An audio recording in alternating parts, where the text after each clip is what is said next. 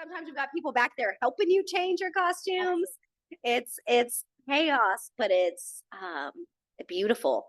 One thing I was going to say is, as we've all said before, there's magic in the theater, and the theater is magic. And I always tell people that everybody is a theater person. Anytime I hear someone say that they're not a theater person, all I say is that you have not found your show yet. Because everybody. Welcome to Butterfield Backstage Banter, the BSP podcast all about Butterfield. Well, howdy, y'all, and welcome to Butterfield Backstage Banter. I'm your host, Jessica DeMent, and today I am joined by Ashley Williams and Jack Langley. Hi, y'all. Hello. Hello. Thank y'all so much for joining me today. Before we start talking about the show, why don't you tell me a little bit about your theater background? So many of you, if you came to Legally Blonde, I was in Legally Blonde as Brooke Wyndham, my alter ego. I'm usually not very like Brooke or Violet. They're very, I guess I have a character type, a cast type, because they're very assertive, very go-getter people and very mean, I would say. Not mean, but very direct. But Legally Blonde was actually my first show. I auditioned. I've been wanting to do Butterfield for many years, was very busy. And I always said, oh, I wish I could do that. I love the theater. I love watching plays. And I just said, if I ever get an opportunity, I'm just going to make it happen. Legally Blonde came out and I said, okay, this is a sign that was meant for me to go. I honestly didn't even think I was going to get casted. I went in just to have fun. And I got Brooke Wyndham, and the rest is history. I fell in love with the theater. And when 9 to 5 came out, I was like, I have to audition for 9 to 5. I feel like it's so iconic and just a part of my growing up. I was born in 83, so a long time ago. So I felt like it was something I just hoped and prayed I could be a part of. I never imagined I would get the role of Violet, and I feel so honored. But that's kind of a little bit I've only done 2 shows, so I'm so excited for the future of Butterfield to do more. But yeah, that's about it for me.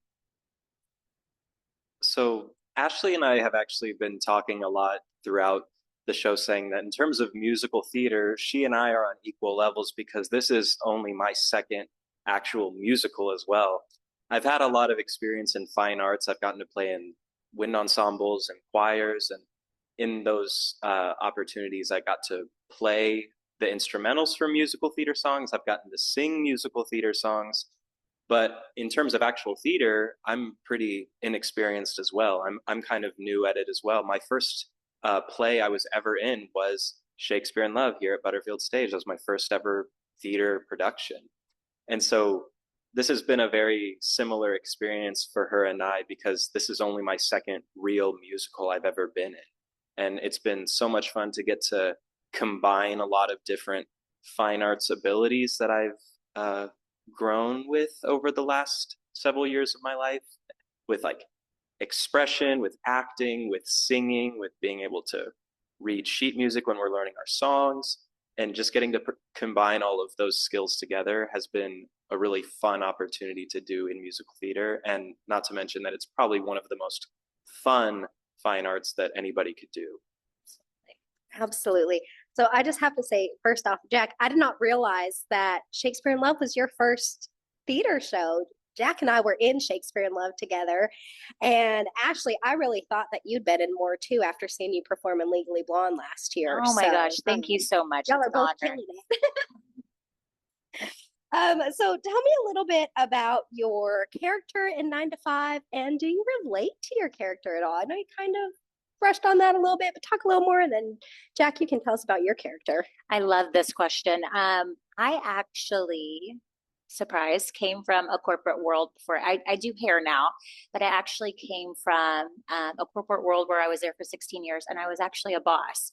So I actually do relate to Violet. It's kind of funny because I wanted to be Violet so bad, but I didn't put her down because I just thought there's no way I could probably even have a chance at being her. She's just, man, I fell in love with Violet. I watched the Broadway show. I read all her lines, and I was like, that would be the dream role. But I honestly didn't think I had a shot at her.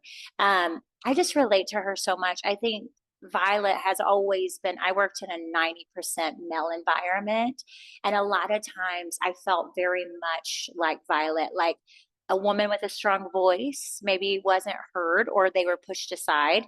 And it's unfortunate, but that does happen. And I wouldn't say it is as bad as in 9 to 5 because we're taking it back to the late 70s, early 80s, but it still exists. It still exists where women, you know, you kind of get maybe your ideas or whatever you have to say, you know, get pushed aside for a man in a male role's voice. So I very much, I love her. I love that she keeps fighting for what she wants and she doesn't let that get her down. That's so I'm so thankful to play her and I pray that I do her justice. I mean, I've been character studying her and thinking, how would Violet say this? Because as being a boss, you know, I said at times I'm very sweet and passive, but when I was a boss, it was easy to be like, well, this is my role. So this is what I got to be.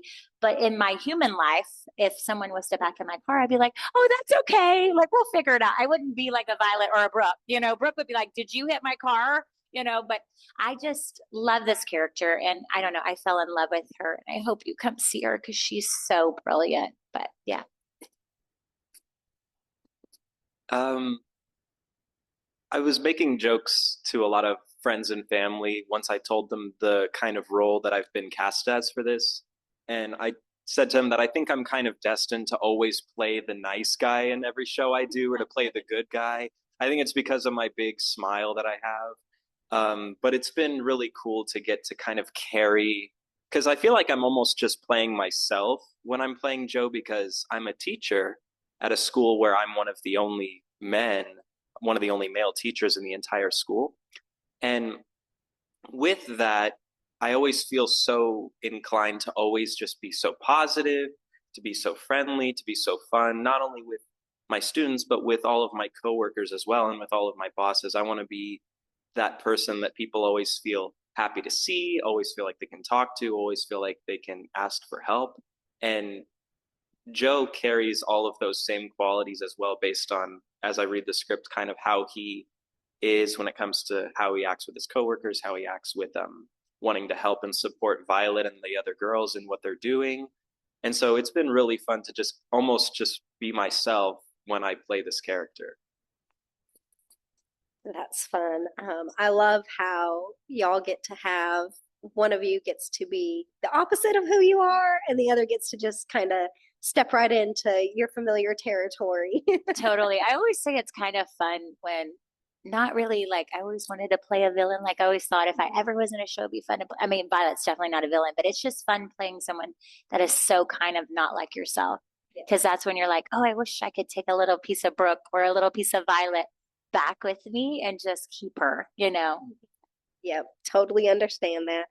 Well, what are some of the challenges that y'all have faced with the show, either as an actor or from a production standpoint, and how have you overcome them? I think for me, being my second show, and again, I'm just so honored. I absolutely fell in love with the theater right after Legally Blonde wrapped, and I think for when I was doing Legally Blonde, I didn't have as many lines, and I did going in, there were so many songs you had to learn. And everyone told me, wow, for your first show, like musicals are the hardest. Like you should have started out doing just a play, right? And I was like, well, that's the way I roll, I guess. Like I go full steam.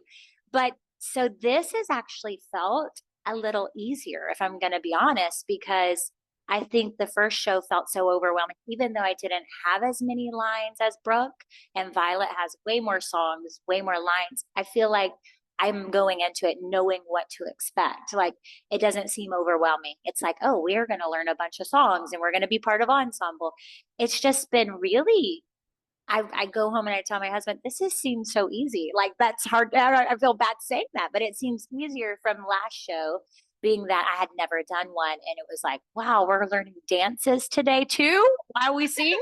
Like this is a lot, but it's just so fun. So I think the only thing probably I'd have to overcome as Violet is just learning a lot more dialect than what I had in the last show, which has been honestly, it's been so fun getting to think of how, like I said earlier, how Violet would do things and look in the mirror. How would she react to this? I know how Ashley would react, but how would Violet react? So that's been my overcome and joys, wins and loses.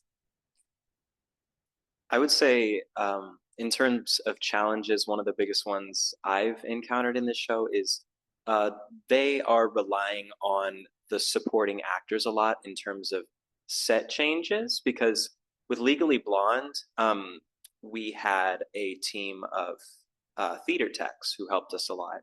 But for this one, they're really counting on the supporting actors, which I really appreciate too, because then it helps us to become more knowledgeable and more adept with the environment that we are working with throughout the whole show. And so I'm learning how to, or I'm being counted on to move tables and desks at certain points, being able to rotate our platforms. Because that's one thing about this show that's a lot different from Legally Blonde is there's a lot of moving parts in terms of changing each set, which I really love the way that they've developed the set for this show. It's going to be really cool once it's all put together. We're still perfecting everything, still figuring things out, but we're going to have it set for opening night. And I'm really excited to see how it is when it's all put together. And I'm really glad that I get to play a role in helping to rearrange and reset and to make each scene ready for all of us as actors. Absolutely.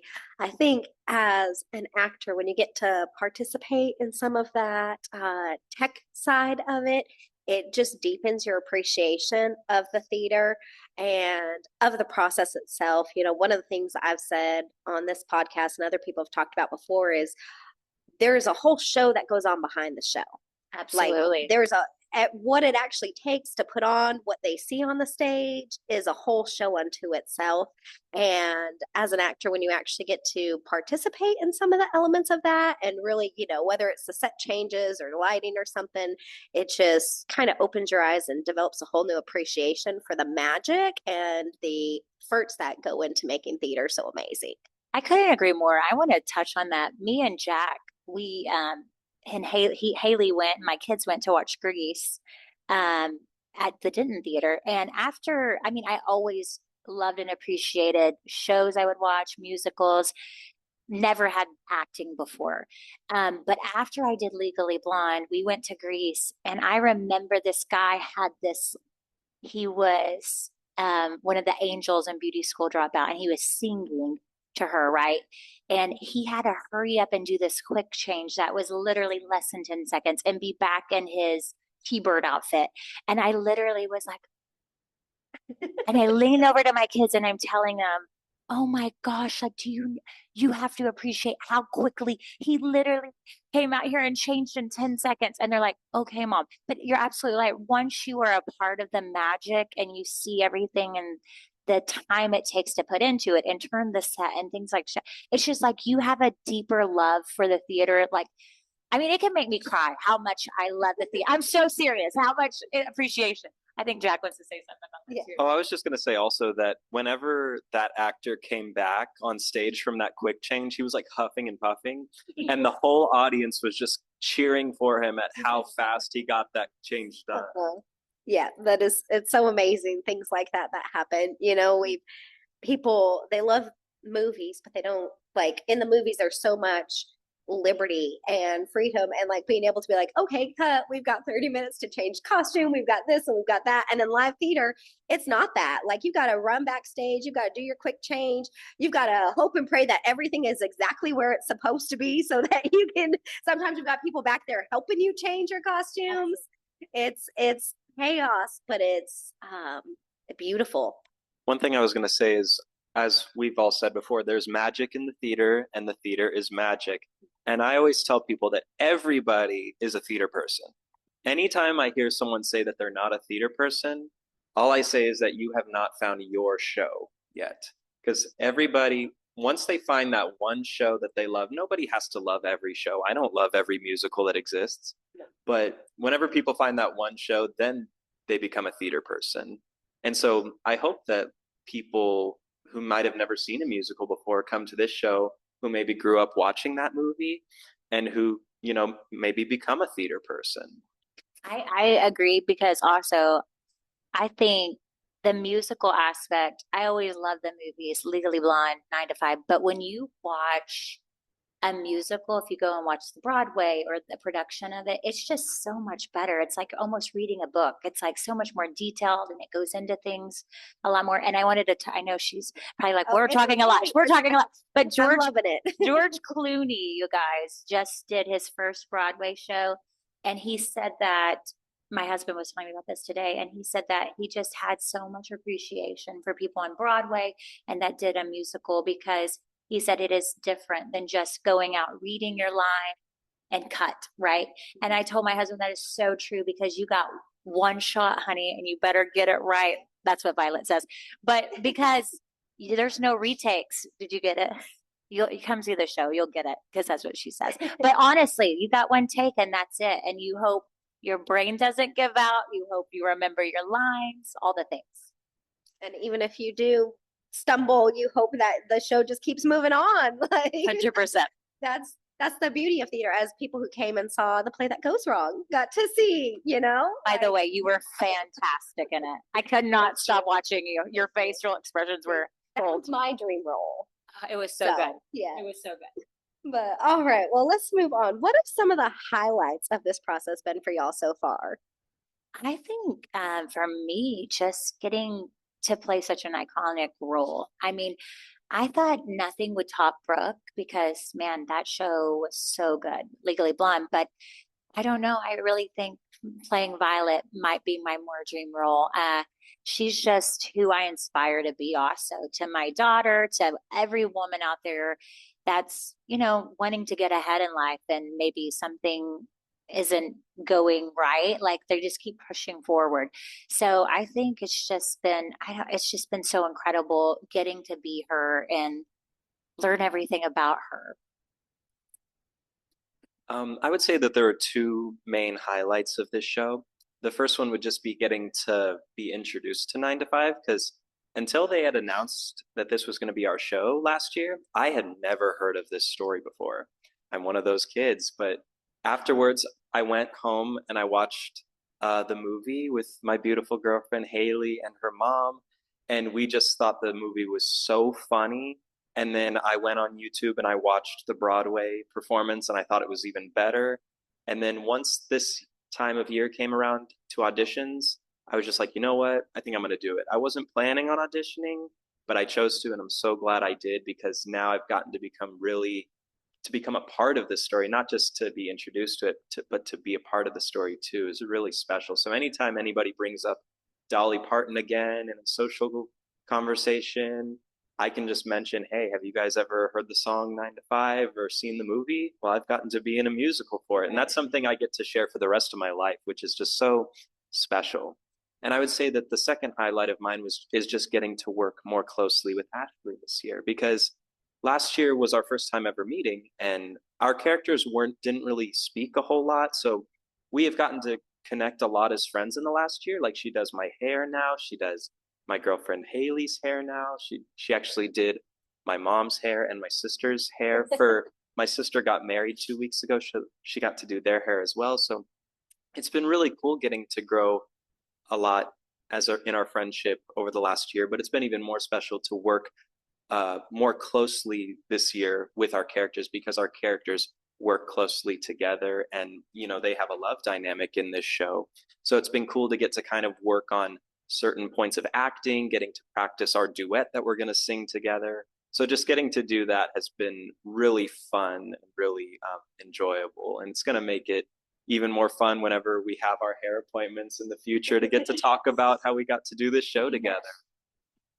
I love that Violet and Joe also have a dynamic where they're kind of flirty and in love, because it feels so natural with Jack, because we did do Legally Blonde, but and like he was saying, our friendship has grown, you know, with him and his girlfriend over the year, but it doesn't feel, I was thinking if Garrett was to get this role, which I adore Garrett, you know, I might be like, oh, hi, you know, but it's just felt so natural with Jack, Joe and Violet connecting in a way, you know. Totally understand that. I've had to kiss Garrett in 2 different shows. So so you feel very connected with Garrett. Yeah, and I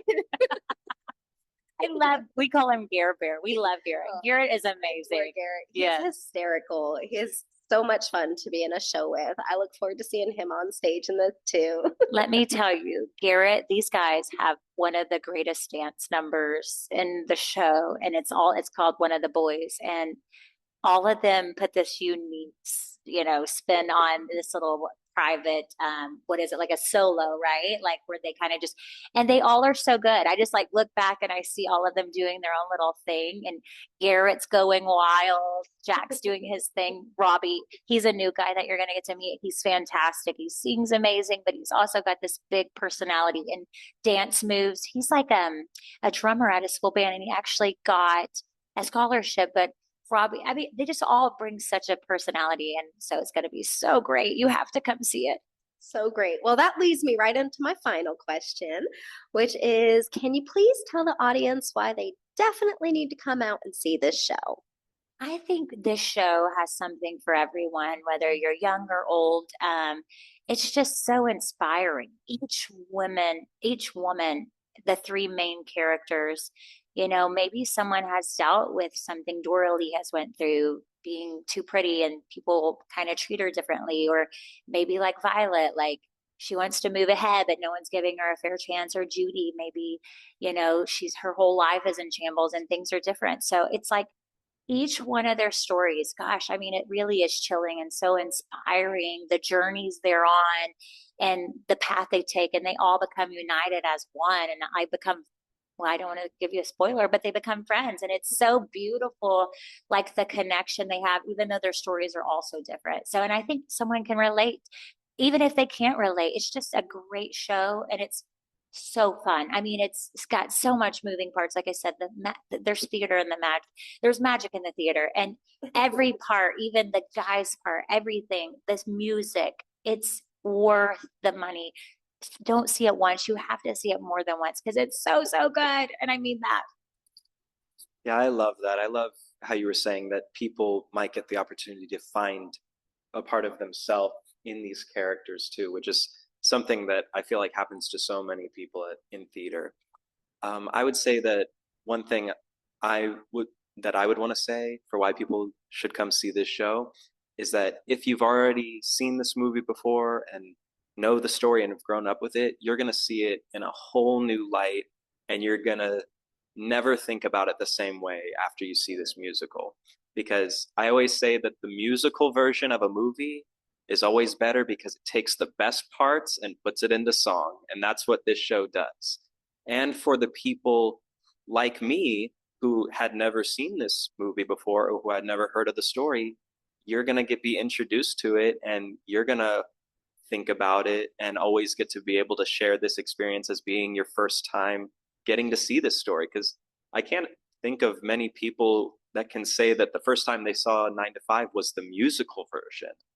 And after you see it, go watch the movie too, so you can compare them and notice the differences too, and decide which one you like better as well. Absolutely. Well, y'all heard it from Ashley and Jack. There are plenty of wonderful reasons to come on down and see 9 to 5. Tickets are on sale now through our box office or online. All the details will be in the text box below. Don't forget to like, comment, and subscribe. Share this video with your friends, and grab a pal and come on down to the theater, not just once, but maybe twice or thrice. As many times as you want to come along. It's going to be a great show. Y'all will get to see some familiar faces, some new faces, and we'll see y'all at the theater. Yay. Bye. Thank you for joining us. For more information, please visit butterfieldstage.org.